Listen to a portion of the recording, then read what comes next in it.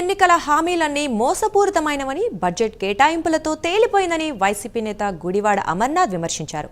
Hello AP కూటమి పెట్టింది టోపీ అంటూ ఎద్దేవా చేశారు. ఎంతసేపు అమరావతి తప్ప ఆంధ్ర మ్యాప్లో వెనుకబడ్డ రాయలసీమ, ఉత్తరాంధ్ర కనిపించవా అని నిలదీశారు.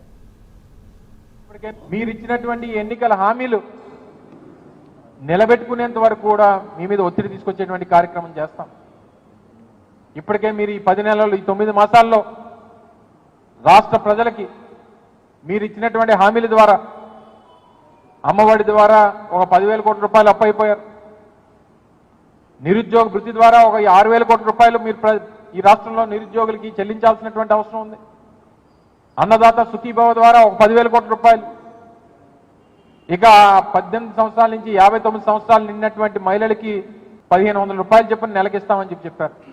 నాకు తెలిసి ఈ రాష్ట్రంలో 18 సంవత్సరాలు నిన్నటువంటి మహిళలు దాదాపు 2 కోట్ల మంది ఉన్నారు. ఫ్రీ బస్సు కింద దాదాపు 2,500 కోట్ల రూపాయలు బడ్జెట్లో కేటాయించాలి, బడ్జెట్లో లేదు.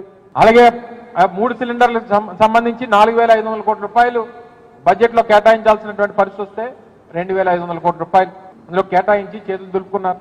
ఈ రాష్ట్రంలో మిగిలినటువంటి ఒక్క గోవాడ షుగర్ ఫ్యాక్టరీ రైతులు రోడ్డెక్కి ఆ ప్రభుత్వం నుంచి సహాయం అందక, ప్లాంట్ సరిగ్గా నడపలేక, ప్రభుత్వం నుంచి అందించాల్సినటువంటి పెట్టుబడి సాయం అందించక, రైతులకు ఇవ్వాల్సినటువంటి డబ్బు ఇవ్వక, కార్మికులకు ఇవ్వాల్సినటువంటి జీతాలు ఇవ్వక ఏ రకంగా రోడ్డెక్కారో రైతులు మీరందరూ కూడా చూశారు. ఇక చివరికి గ్రామాల్లోకి వెళ్తే మహిళలు కూడా తిరగబడేటువంటి పరిస్థితి ఈరోజు రాష్ట్రంలో కనబడతా ఉంది.